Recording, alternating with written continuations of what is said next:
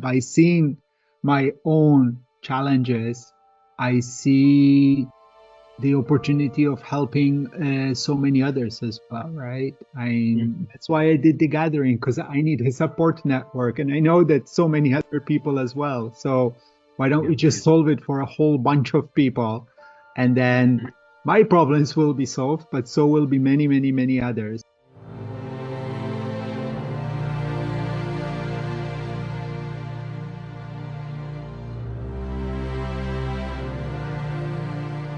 Welcome to the Soul Awakened Leadership Podcast. Soul Awakened leaders are courageous innovators and pioneers who embody a deep knowing of our interconnectedness and operate from a mindset of co-creation in service to all of life. They surrender their existence completely to a higher organizing principle that is leading them beyond separation and competition and opens up the potential for an entirely new way of being on this planet in a time of metamorphosis. In this podcast, I share cutting-edge perspectives and invite the voices of leaders who don't create followers but inspire others to step into their true power and essence. And in this episode, I'm sharing a recording from a leadership coaching session with Victor Vorski.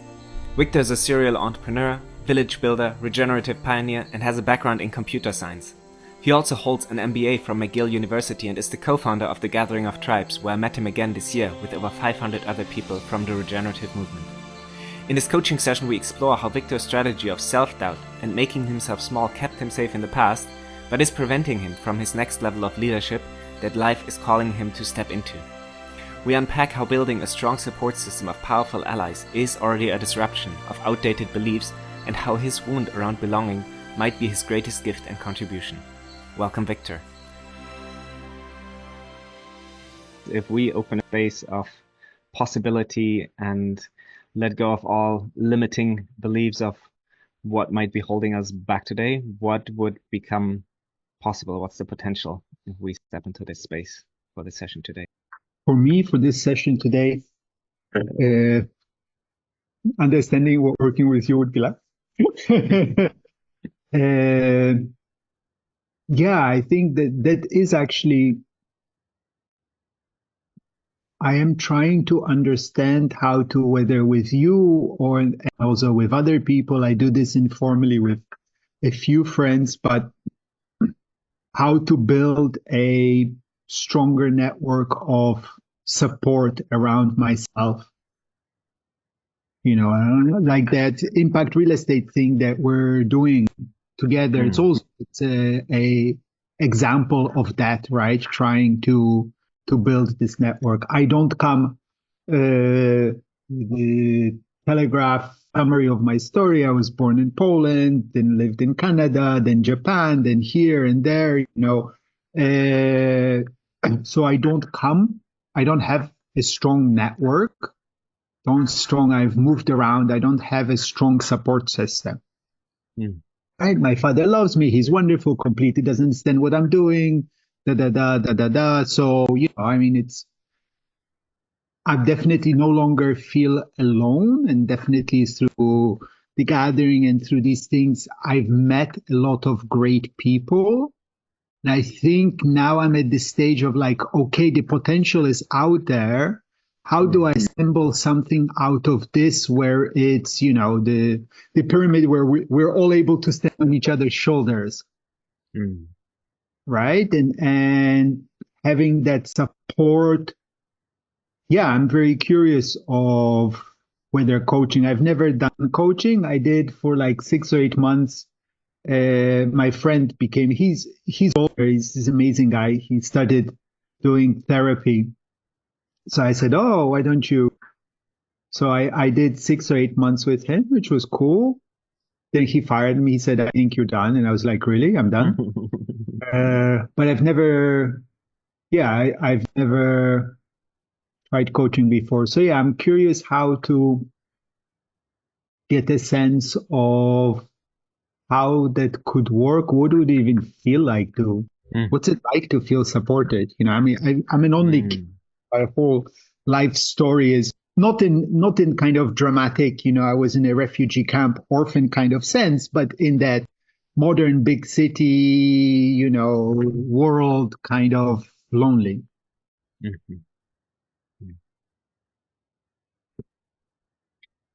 What would that allow you if you had that in your life, that kind of support? It would allow me to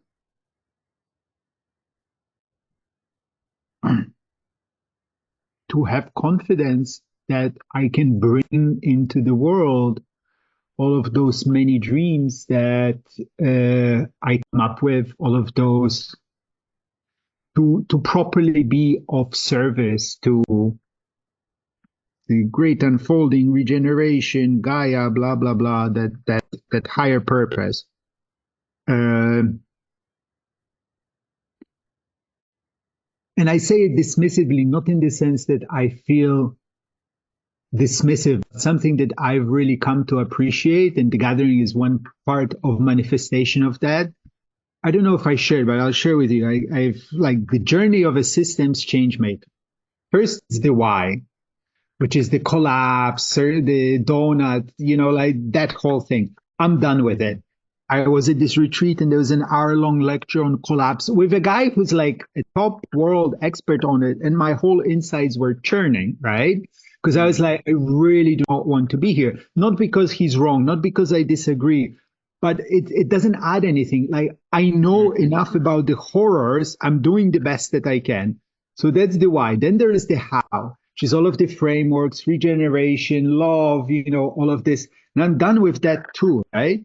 And then it's the next stage, which I call GSD, get shit done, right? And I'm totally in the get shit done kind of thing, right? I want to be working, doing great stuff with people that are making change in the world whilst making a decent livelihood doing it, right? I don't need to get rich, just aspire to, regular Western middle classish kind of a stable livelihood. So if I had more of a support network like we are starting to build, and if I felt supported, it would allow me to move in that direction. Also would allow me to make better choices because, the field of possibility is massive. I think you must be experiencing this some ways yourself as well. The field of possibility and navigating that in a good way. Yeah, I need help to do better sense making.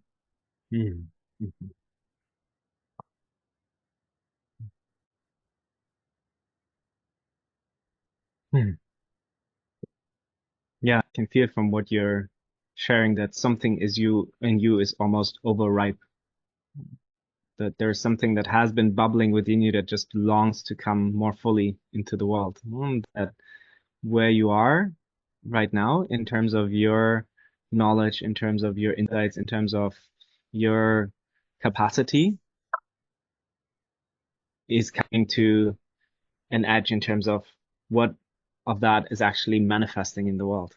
That there's more that wants to come through you than currently is being expressed. Definitely.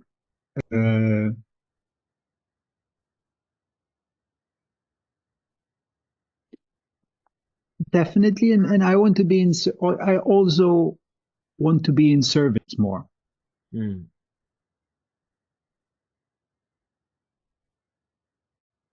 This is also something that I've kind of really noticed. I don't really, okay, what's leadership, but don't really have a strong urge. I don't think I'm good at the tip of the arrow. I'm just my mental health makeup is such that sometimes I have bad days, sometimes I have bad weeks, sometimes I have bad months. And when I break, sometimes it's not pretty. I would much rather be a good right-hand man, first lieutenant of a great leader, and yeah, aspire to be a good second in command. Or maybe to end up being in enough of maybe this is the other thing. If I had enough of a support network, I could be more at being the tip of the arrow. But I'd have to be really, really much better supported. And by the way, to be clear, by support, I don't mean people being nice to me and, hugging me when I cry.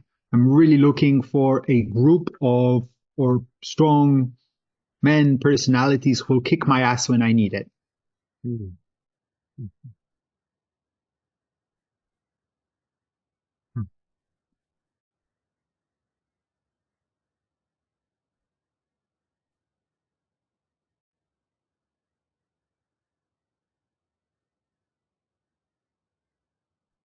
Yeah, my curiosity goes into this direction of where your edge is right now. And I feel we're tapping into that when you speak about your role in this whole cosmic constellation. Because I perceive you very much as a leader. And yet you mentioned that there's something holding you back of fully owning that, of fully stepping into that.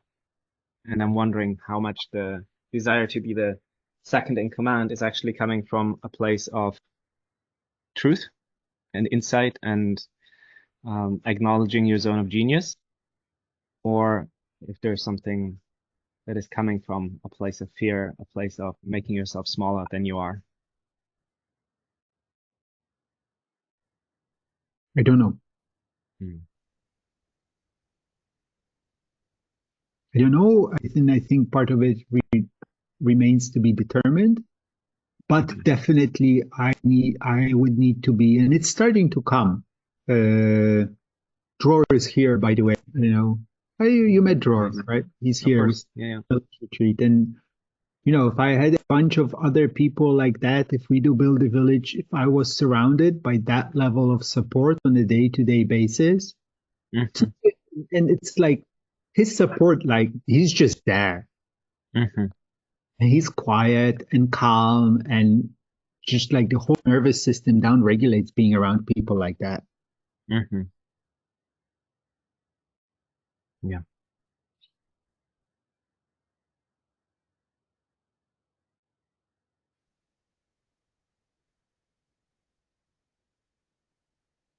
So if you allow yourself to dream big and you had that support system, and a few people like him, and maybe some others that you don't even know that support you in ways that you're not even aware of would be supportive. If you had all the support that you could ask for and more, and we would be talking in 1 year time. So on the 14th of November in 2025. And you would tell me, Jonathan, back then we had this call and I shared this vision with you and it's all true. What would you tell me on the 14th of November 2025? What has manifested for you in the last year if you're speaking from this now moment as if it was the 14th of November, 1 year later?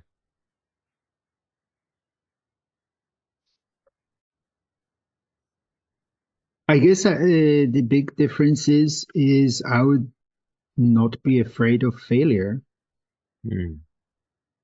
and I would really have.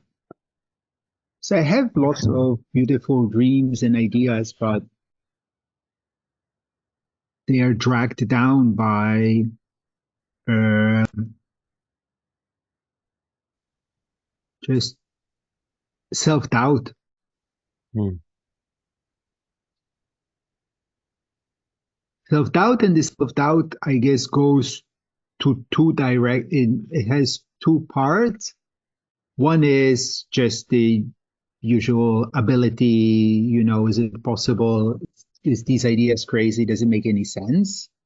And then the other one is, as a person who has had,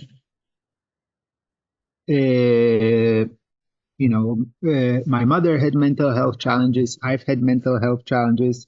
Again, nothing properly dramatic, right? I've never ended up in a hospital or whatever, but I was depressed for like 20 years. I've had breakdowns. I had half a breakdown at the gathering. So there is a, a self-doubt of yourself, right? Will I be able to carry the burden, carry the stress, and yeah, when shit hits the fan, and shit always hits the fan in one way or another, will I be able to bear it and stand it, or will I break in some nonlinear way which fucks things up? Uh, so yeah, so if I felt supported, then I would know that I could trust, first of all, with the ideas and so on and so forth, there'd be enough people to run it through, to come up with ideas that make sense. And second, with the emotional, psychological side, knowing that if things get tough, there will be people there, people who I can call on, or people who will, drag me out of the room physically when I shouldn't be there anymore. If that's what it takes.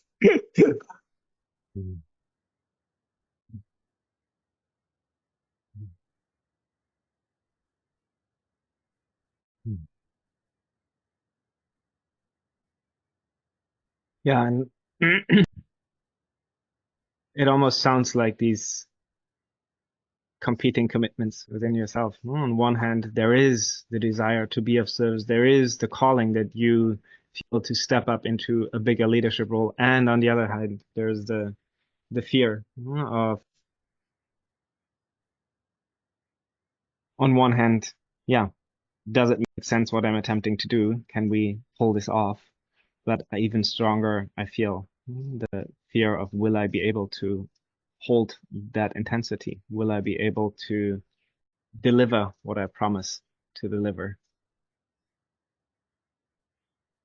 Yes.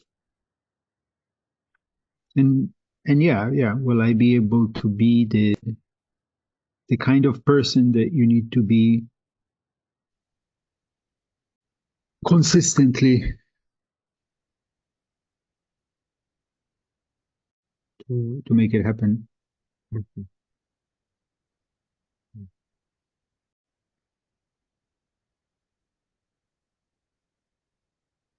What happens if you're not?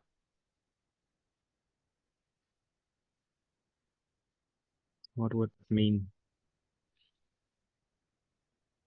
Well, I mean, on the one hand, is losing connection, losing friends, losing partners, coworkers, uh, who are disappointed and don't want to work with you again. Being alone again. Hmm.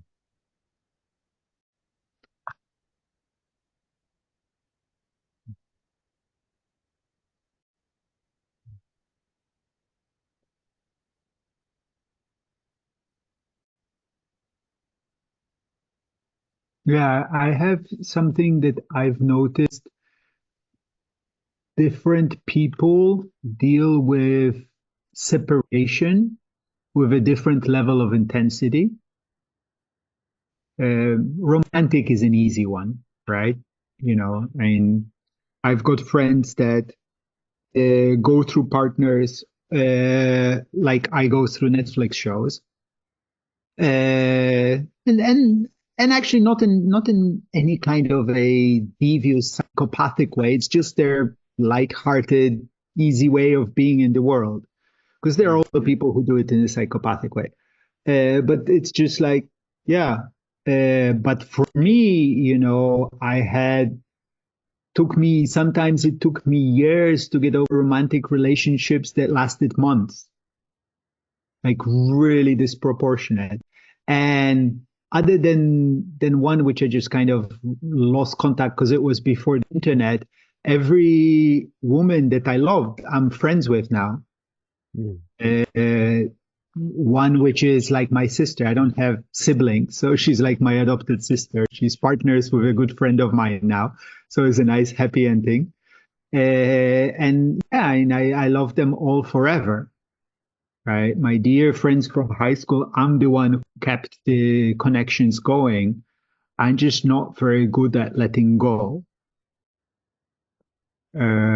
So I think I deal with trauma of separation harder than a lot of other people.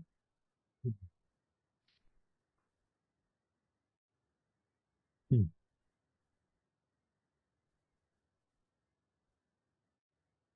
Mm. Mm. Yeah, I can just sense, and obviously from what I've known from you, that you're a deeply sensitive person. And I feel that there's a tremendous gift in that, especially for what is calling you. You're also in that bringing the potential of being a different leader. And in many ways, you've already also embodied that. Well, it was never really about you. You always said so clearly, no, we're doing this together. And I feel that there's deep beauty in that. And I can also sense how you're in some way invited to take up more space and to really own also your piece in that.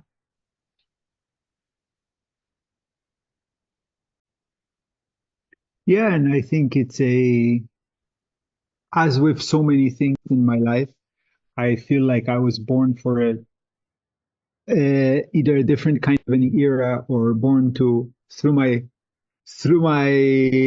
sensitivity and suffering to bring forth a new era, right? Why am I Mm-hmm. building? Because I'm lonely and I can't stand the current status quo. And yeah, I think that different kind of leadership, it's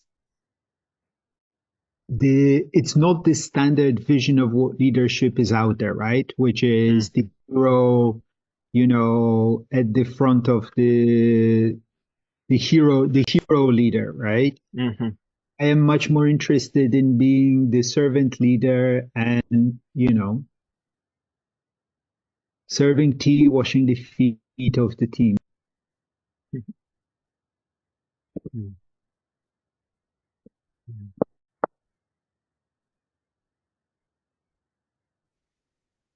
And I can sense how you're at a certain threshold where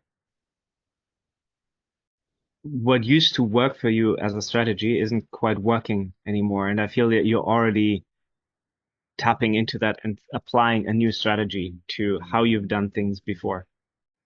So what I hear you doing now is to reach out and ask for support rather than doing it all by yourself.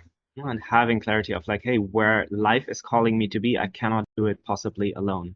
And I'm done with being alone.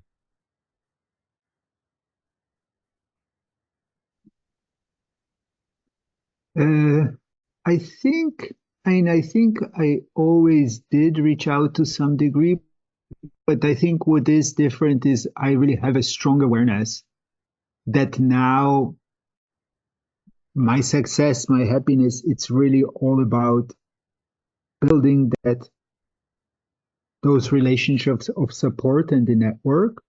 Mm-hmm. It's like I said, I know the why, I know the how, I know enough of the frameworks from the communication to the economy to the team to the inner development, outer development, and all of this. And not that I'm Mm-hmm. an expert, but I know that they're out there, and I'll know when to pull them in and pull in the right experts when they're needed. But now to actually get shit done, which is the bringing together the resources and yeah, need the people, need the right relationships with the right kind of people. Mm-hmm. And I think maybe because I guess the stronger part of my background is from my father. He's in computers since the 1950s, 60s. So forever. And I had a computer science degree, which is much more about what you know, right? Or ideas, technology, and so on and so forth. Mm-hmm. So I never really grew up with that mentality of building a network, which some people are just have much more of a stronger awareness of, right? Like why do you go to the right schools and da da da? It's got nothing to do with the schools. It's the people that happen to be there and building that network and those relationships. I think maybe also to some degree because I'm so unmoved, unimpressed, and unexcited about the standard mainstream, make more money, rich people kind of world. I was never really motivated to go network building. Whilst now, finally, the gathering was nice, but having those 200-300 conversations with different systems change makers around the world before was amazing, was incredible, right? From quite young people in uni figuring it out to quite full on elder being doing this shit for 40 years, full on white hair, like they're all amazing. It was so inspiring. So I think maybe for the first time, I'm like, really, I love these people. For when we got married and we started on the village building and all of this, I think for almost 10 years, our motto with my wife was have to find the others. Now with yourself and with the people we see around us, I think for the first time in my life, I really feel like I found the others. So now it really, I really feel if there is a new stage, it's in the sense of within this amazing group that we found to start building the connections and the group of builders. The people who I can connect with and the people who I can build and create with.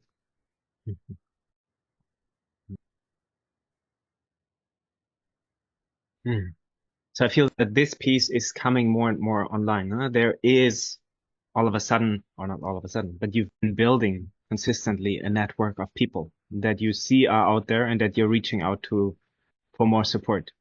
What I still see somehow needing or wanting to be updated is that there is this strategy of keeping yourself smaller than you are.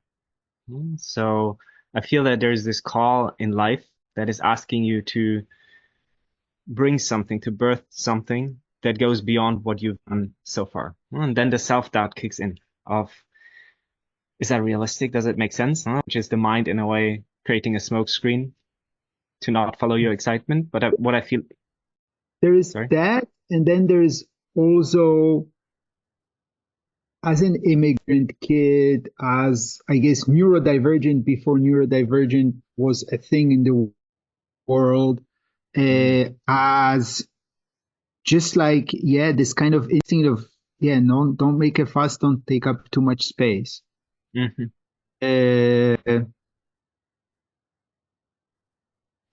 laugh too loud. I don't know.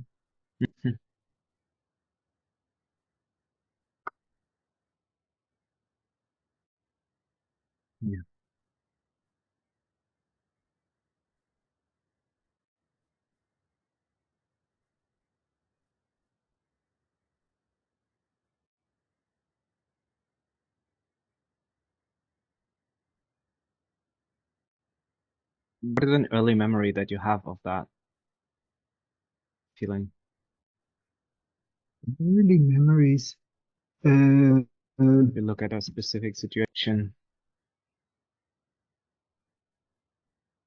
Well, I mean, in many ways, one of my only like recently, it's kind of I've realized more it's become more significant in my thing. I dropped out of kindergarten.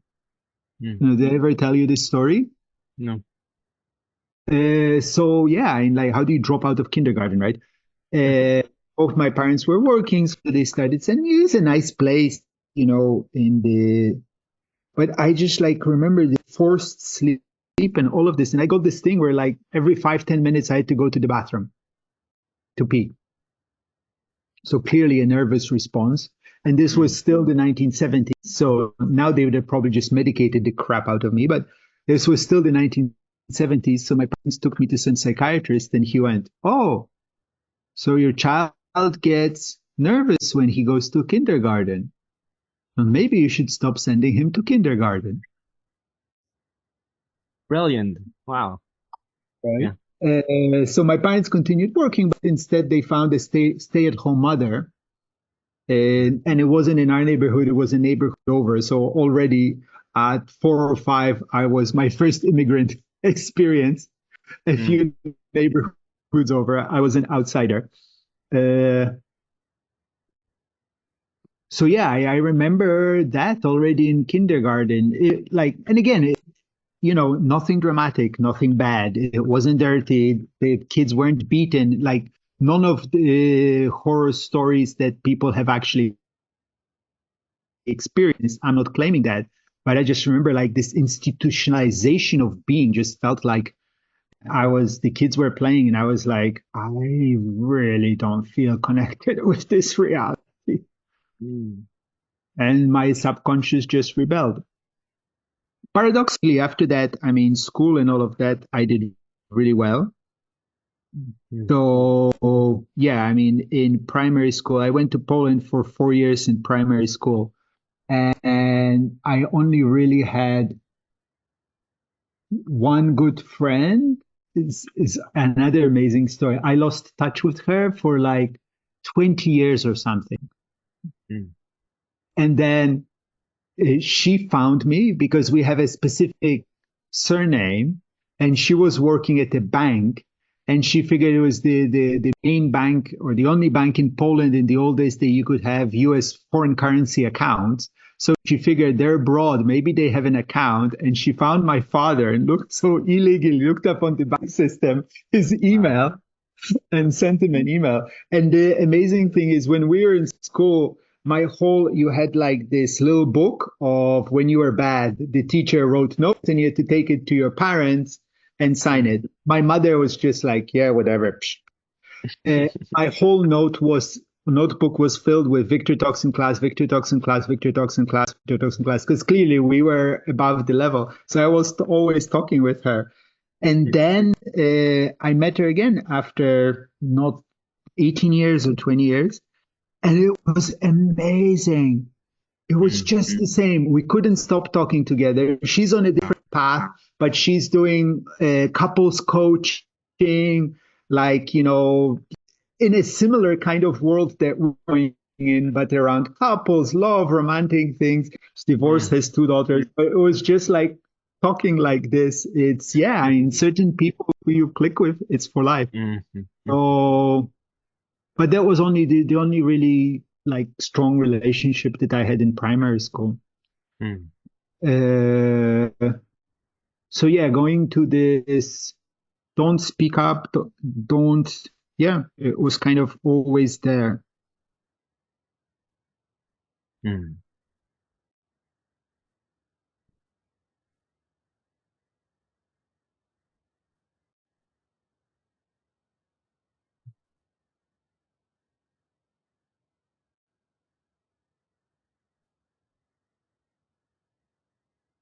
And yeah, I think, I've also been aware that I've been told a lot that I speak over people and such, which I've been trying to work on. I think it's much better than it used to be. Definitely not perfect. So this how to take up the right amount of space is definitely a thing.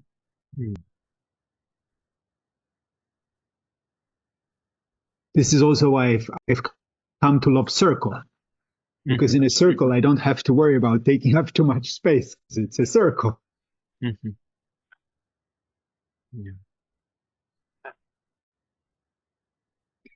Yeah, the reason why I've been inquiring into this experience is because I feel that the self-doubt that you've mentioned, especially when it comes to will I be able to hold that? Will I be going into a cycle where I cannot take the responsibility because of my mental health? I feel that self-doubt is somehow a strategy that you're choosing, that you have learned in a way, where it was also, given the circumstances that you've been living in, a smart choice to, if I doubt myself, if I hold myself back as a consequence of that self-doubt, then I get more of the approval connection of my social environment. It doesn't sound like your parents were so much that, from what you shared, that they were really also supportive and okay with you being a bit of a rebel at school, but that at school for sure, you made that experience, or in other environments, that Yes, expressing and yourself more fully was if we go challenging to your social connections. if we go to the parents thing, and again, like none of the drama that some people, there was never physical violence or any of the serious drama that people have experienced. But my parents loved each other very much and also fought a lot. Mm, So I was always, I grew up with, and I think as a child growing up in that kind of environment, you try and take up less space and not cause problems, mm, mm, mm, right? It's a natural pattern that develops. mm. So again, it wasn't, I don't want to sound dramatic, but it was there. And again, even in the way that you're framing that, you're making your suffering smaller than other people's suffering. And I, in my experience, don't think that we can relativize, if that's a word, the emotional suffering that we're going through. And sometimes the suffering of neglect or not being seen or not having space is even worse than physical violence, and experiencing things that apparently seem more traumatic. But how it lands on our soul is so unique and so different. So I just want to make sure that you're not minimizing the impact of these things on yourself and putting it into relation to what other people experience. We can never really compare what other people have gone through and how it impacted their soul's journey. And again, just noticing the tendency of making your suffering smaller than others and putting it into relation in a way that I mean, I think it's a diminishes it. yes. And I think, I'm trying to stay in gratitude, also in respect to the people that are, there's so many people that are experiencing extreme forms of life difficulties, right? Mm-hmm. We know the list of the things. So, and yeah, everybody's suffering is their own. At the same time, I think, you know, hashtag remember Gaza, and then like, do I really have any problems?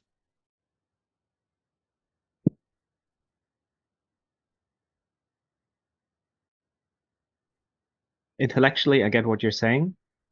And on an emotional level, I just feel the compassion for your younger self who has gone through really difficult moments, who has experienced moments of separation and loneliness, that are still impacting you. And it's easy to brush that away and compare it to what's happening in the world, but And to also search be with that, and acknowledge also the seriousness of the rupture that has happened as well. Doesn't necessarily make the suffering of other people less severe, but to acknowledge that that is something that you experienced, I think, is valid, and you deserve to be acknowledged, and you deserve to feel the compassion for yourself and the love that also the young boy in you is worthy. Thank you. And from that place, it is more than understandable, that there's self-doubt when you're now being put into a position, or you're putting yourself in a position where you're all of a sudden confronted with taking on more leadership, taking on more responsibility, taking more space, making yourself more visible. And then there comes the doubt of like, oh, can I hold that? What is the potential impact of that?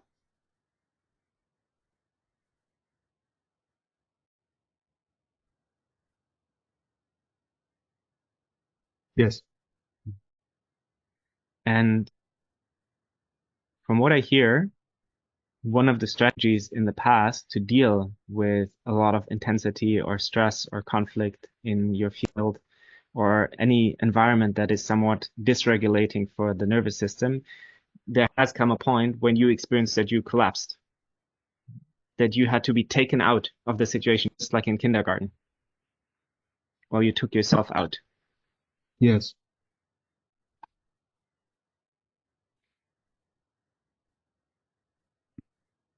And my sense is that for that time, that was a great strategy, that was something that gave you the fulfillment of the basic needs that you had as best as you could take care of that.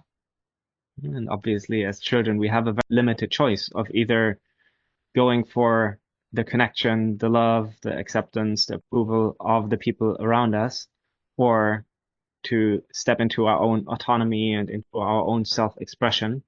And oftentimes we don't even really have that choice because we're so dependent on acceptance, the approval of the people who take care of us, that we sacrifice our own autonomy and our truth and our sovereignty in order to get their connection and their love. So I feel that what you've chosen in the past as a child was something that was socially more acceptable. And developing the strategy of going into self-doubt and going into collapse and making yourself smaller than you are and becoming invisible, maybe because there was no space when your parents were fighting, was a good strategy that served you and kept you safe in that environment. But it also had a price that you're now becoming even more aware of.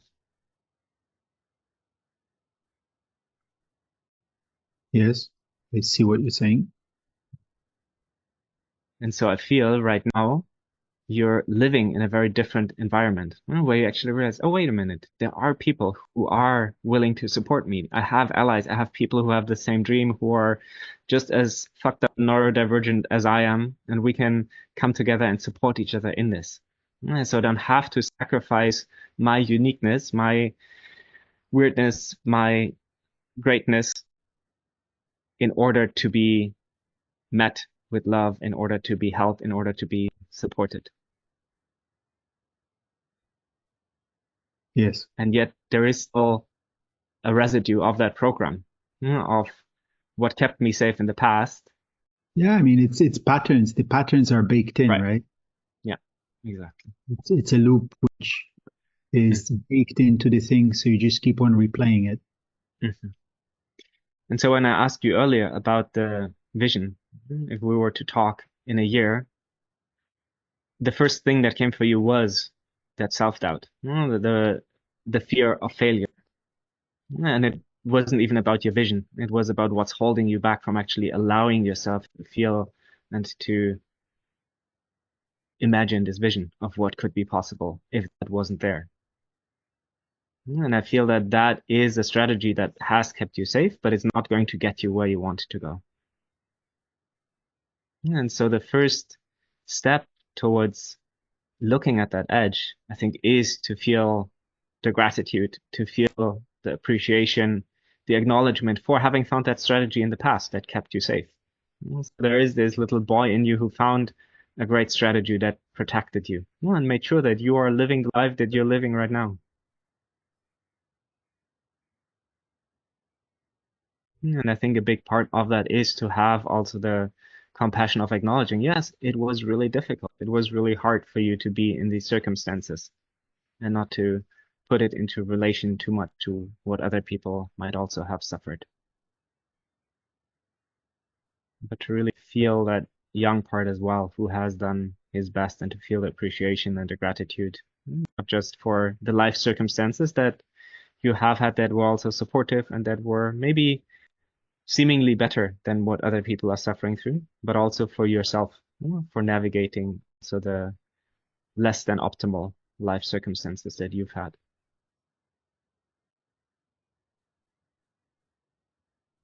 And from this place, I think that's where you can then look at, wow, what do I want to make as a new choice?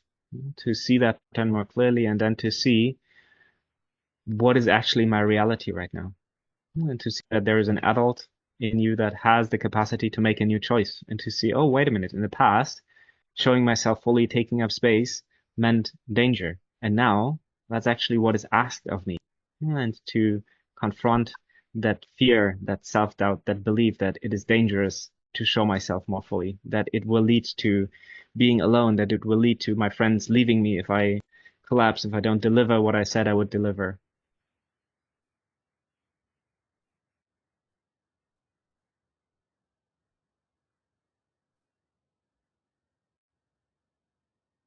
Yes. And I feel you are, in a way, poking that belief. Well, that seems like a solid reality, and the more you're poking it and drilling little holes in it, you're see like, oh, wait a minute, that belief isn't actually true anymore. I have friends now who, even if I break down at the gathering of tribes, they're still there. They're still walking the path with me. And I'm not alone, and I can show myself in my strength and in my weakness, and I have people who stay with me in this.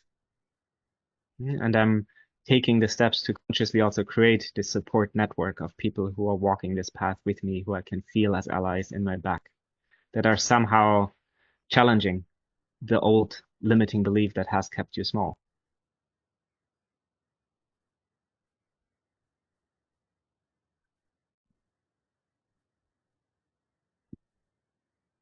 How does that land when I speak that?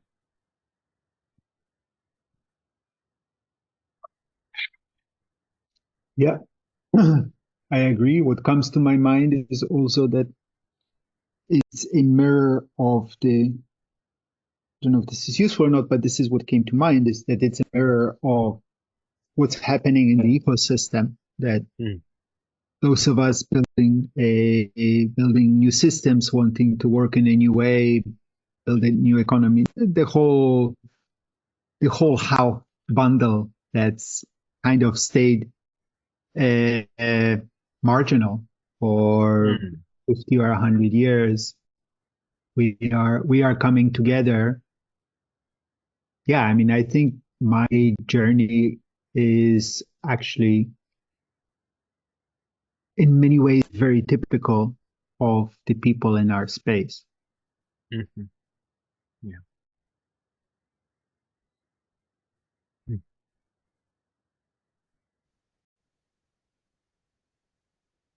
Yeah, I think this is my dream, is, going from the why. I mean, we're certainly surrounded by people who have many people have a much deeper understanding of the wide meta crisis, poly crisis, meaning crisis, pick your favorite crisis, space, all of the frameworks for how, but the getting shit done, actually making it happen at bioregional, global, whatever, pick your neighborhood, pick your scale.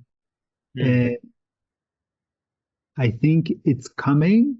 And yeah, this is, I guess, I mean, I don't feel, maybe this is one key reason why I don't feel in any way, certainly not anymore, bad or resentful about my shortcomings and limitations. I think they are quite quite average and similar to so many people in space. And by seeing my own challenges, I see the opportunity of helping so many others as well, right? That's why I did the gathering, because I need a support network, and I know that so many other people as well. So why don't we just solve it for a whole bunch of people, and then my problems will be solved, but so will be many, many, many others. And then also maybe because I also see that, or I believe that the only way to solve my problem is to solve that problem for all those other people that are feeling it as well, Mm-hmm. Yeah. which makes it much harder because, getting 500 people together is much more work than getting 5 friends together for tea. Uh, But I think once it starts going, the potential, it becomes much easier in the long run. It's much, much harder in the short run, tough in the medium run, but in the long run, once it gains momentum, you just get carried along by it. Mm-hmm.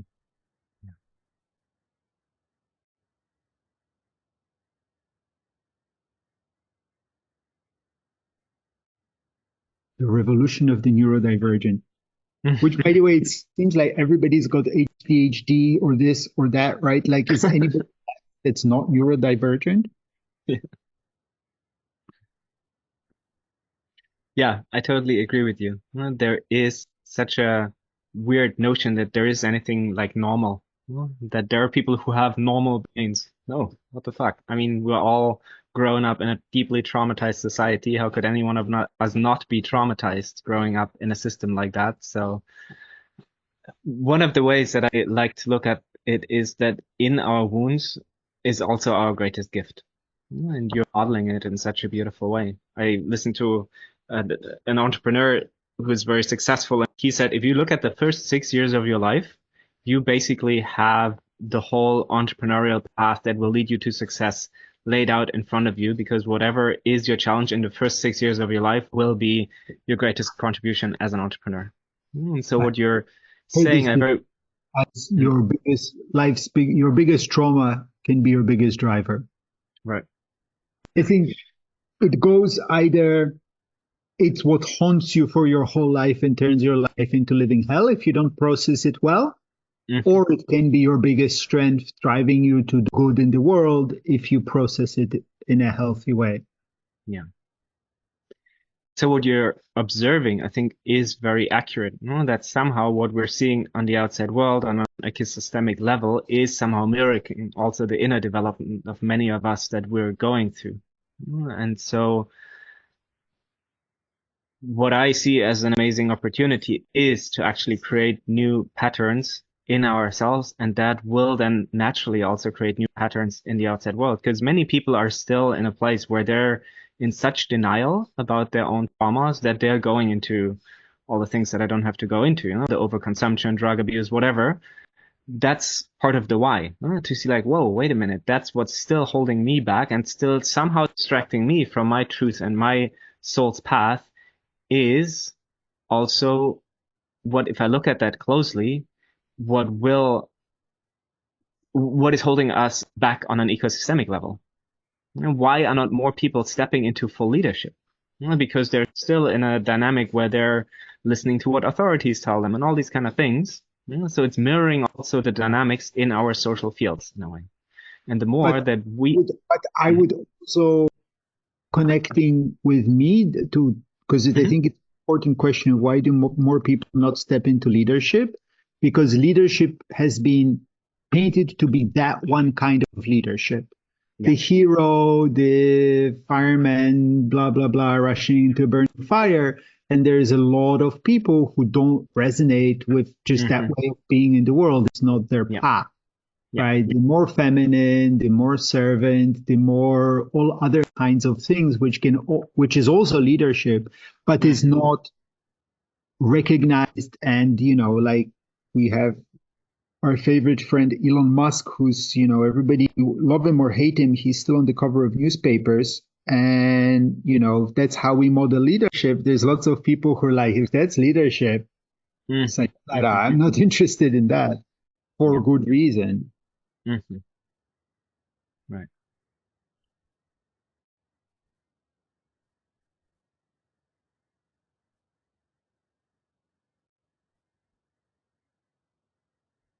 Yeah, and so I think it's a very valuable inquiry for what does leadership look like for you. But I think even before that is the question, what would you need in order to step into that role more fully? To even allow yourself to dream up a new leadership role in that field.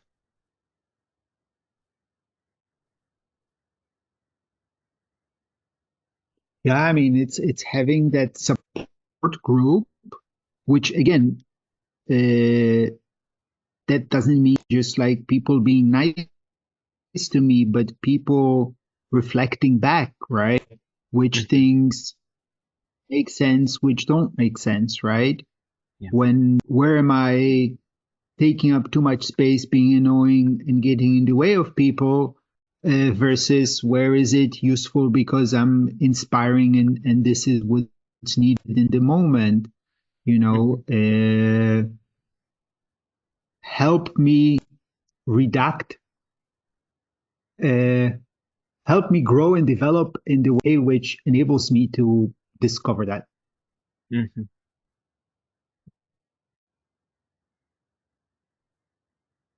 Did I ever send you the 8 minute, Simon Sinek, the 8 minutes video? Mm-hmm. Yeah. It's interesting because recently somebody reached out to me this week, and he was like, "Oh, I'm really sorry that." I'm like, "No, I feel, dude, I'm here for you. I want to listen." And then when we finished, I looked and it was 9.5 minutes, Nice. almost exactly 8 minutes, Oh, right? And he was like, oh, "Thank you, that's what I needed." Yeah. Da, da, da. So I'm starting to get there, but really having enough people who you can call and ask for 8 minutes. And then, I guess some kind of group of practice, people who reflect and, I guess, who give me meaningful feedback on what parts of what I'm doing make sense, what parts need to be done differently, better, whatever. Yeah, and I think part of that is also to train a team of people around you so that they notice the early warning signs of when you're getting into mental overload, when you're getting to nervous system overactivation. And that can be very different signs that you will probably know best if you look closely. If you're, for example, engaging in micromanagement conversations and people notice that they can point it out to you like, hey, Victor, you're micromanaging. Maybe you should take a day off. And to support you in that way so that you don't have to get into contracted states where you need to collapse or where it's also okay to preemptively collapse before you actually collapse, to say, okay, I'm taking a few days off and taking care of myself before it gets too much, knowing that there are other people who catch me and who catch the things that need to be done.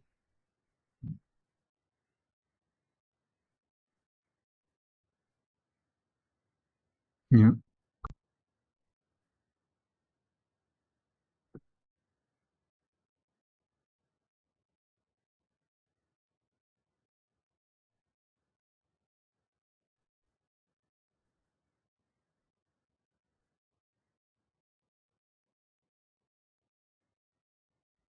So I'm curious for your what's near about and the fear of the burden and the stress and the fear of being alone or the fear of failure are not getting in the way. You had that resolve because you have that team of support around you. Is that something that you're open to look into? You mean like the big ultimate dream in terms of Not the big ultimate dream, sense? but what reality in a year could look like for you if that was in place. And if you allow yourself to dream big for a year and then the big ultimate dream in 10, 15 years. My projects are, can I get 5 years? Sure. Yeah, let's play with 5 years. It's like I'm in a village building, right? I mean, Right. in one, lucky we found the land and started the process. It's like not so much. Okay. Yeah. It's good. 5 years. And the invitation is really to speak from it as if it was today. So what would that be? 2029, 14th November. In terms of concrete things, finally living in a village surrounded by people where I can have these kinds of conversations in person on a regular basis. I think now to me it's clear that it's not just a village, it's a network of villages. So you've built one in Costa Rica. We have people in the US, right? Like it's starting to happen. It's another conversation we should have, but Drawer is here. We're going to retreat on the thing and I'm here to sell the bigger vision. So this belonging and connection at multiple levels, from the local neighborhood of people to network of sister villages and so on and so forth. Going into the garden, digging, planting trees. It's really nice. It's just so fulfilling. Putting plants into the ground. It's grounding. It's wonderful. I have opinions. And it's where my opinions and my ideas are useful. I'm also good at asking questions, but I'm also good at giving my ideas. Supporting teams, building software, having lunch in a communal village space. Definitely in the village, I need crafts. So that's also my other big motivation is I love doing ceramics. Would be amazing to have a woodworking workshop and things like this.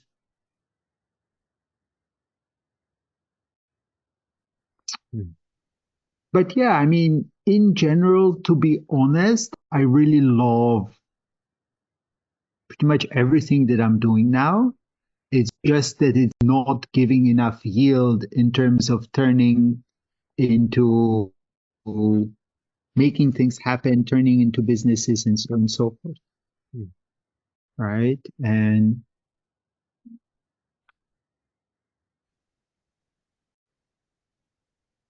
I would like to work a bit more internationally, travel around a bit more again. But not travel for the sense of traveling, but travel to do projects, to work with people, to yeah.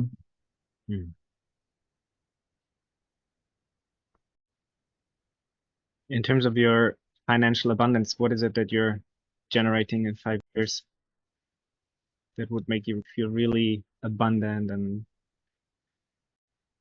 And if I'm getting 4,000 or 5,000 euros a month into the bank account, that's enough for me. It's for me, it's less the how much per month. It's more because I'm not really paid into any social security system for retirement or whatever, right? So for me, it's more about feeling a sense of I will be fine and I will have work until I die. I mean, I think this whole retirement thing never really made sense. I mean, retirement made sense when Bismarck put it in place and it was for miners. You retired, you were alive for 2 or 3 years, and then you died. So you had a 2-3 year vacation before you kicked the bucket. Okay, there it made sense. And certainly people deserved it. This whole thing, retire and then do nothing for 20, sometimes 30 years thing makes no sense. So, yeah, I mean, I want to continue doing things until I drop. Yeah.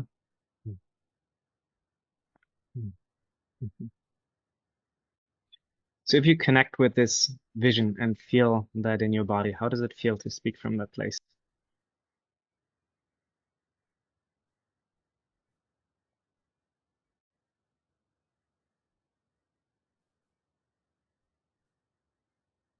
Joyous, energizing.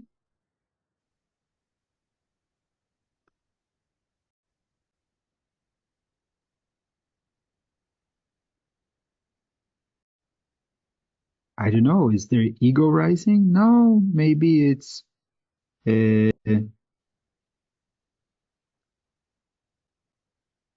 relief.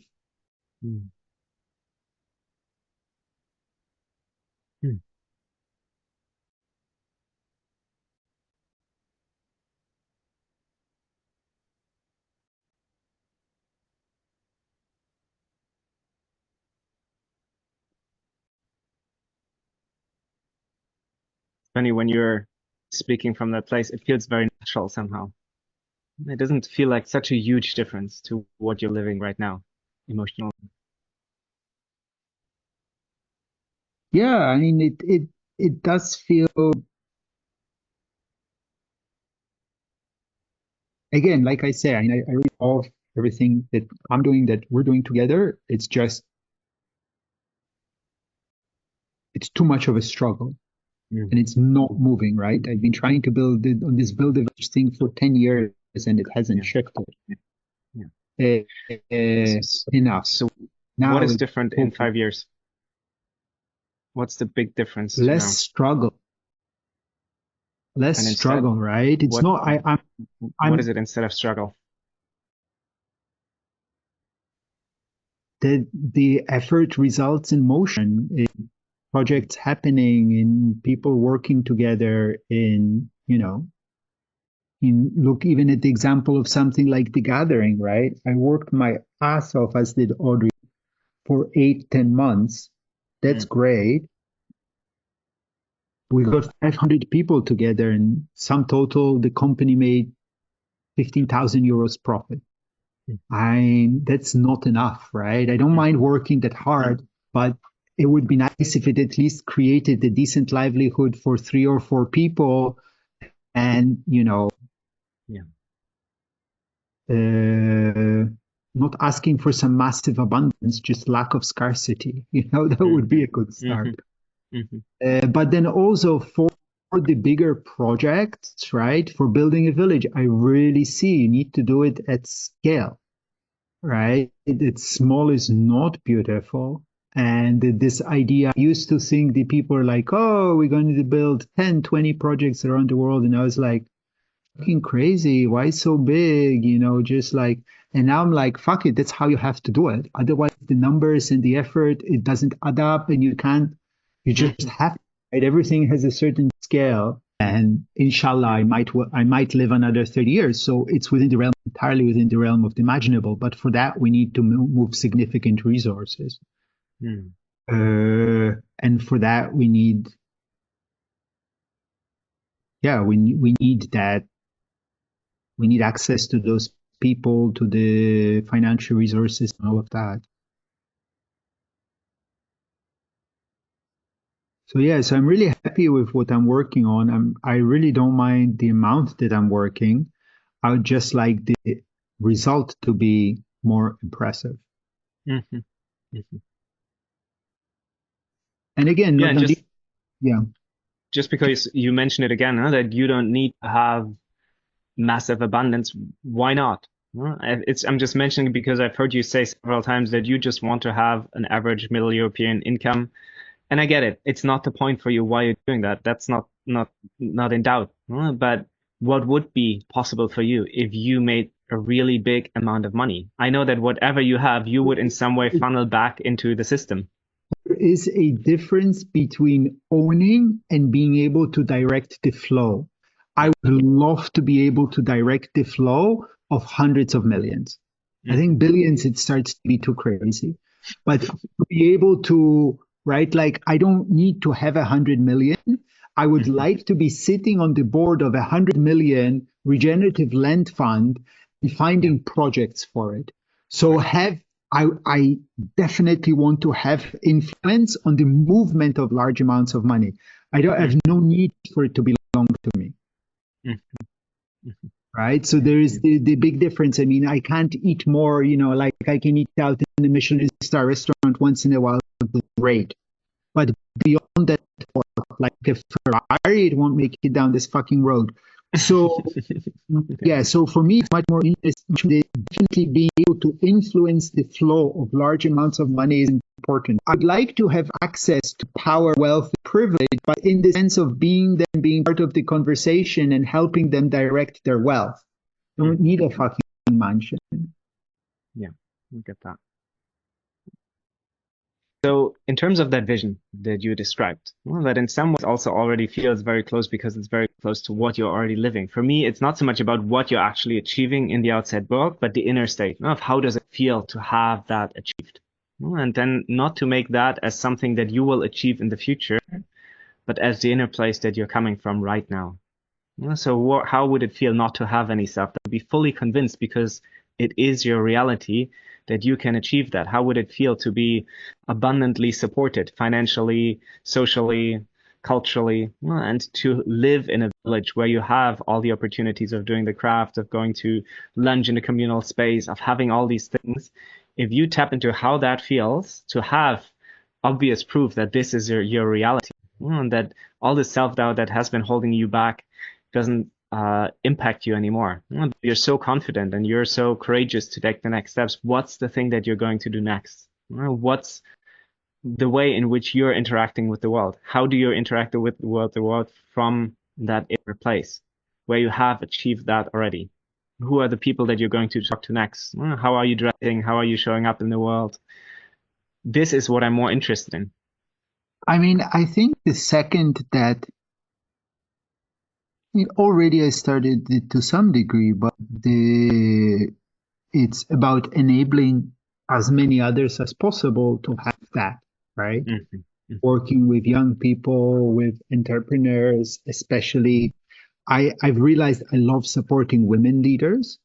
I had a strong mother, so it's not in any kind of a weird way. It's in that, like, I had a strong, powerful mother I looked up to, so I have a natural affinity for those kind of strong personality leader women.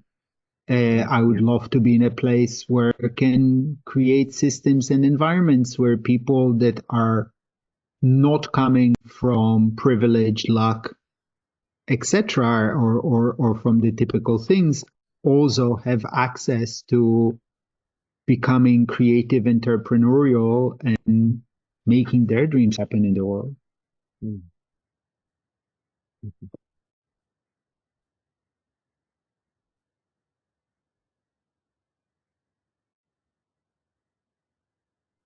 We're coming to the end of our agreed time, and I'm curious, what is your biggest insight from this so far?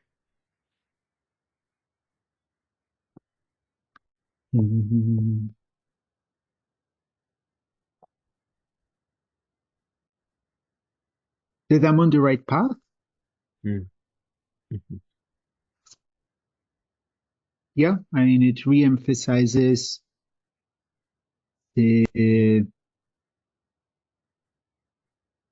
I guess it makes me more hopeful. It feels less far away. Than it does some days. Yeah. Yeah, that's nice. Yeah, just as you shared about your vision, I felt the inner state that you will have achieved when you have that in the outside world is very close to what you're already living. Your ideal day is already very close to what you're living right now. And there are many things that are on the way that I feel are shifting for you in the outside world as well, in the way that they have in some ways already shifted on the inside. In the beginning, you said you would like to have more confidence. And I believe that you don't need more confidence, but that confidence is a result of walking that path.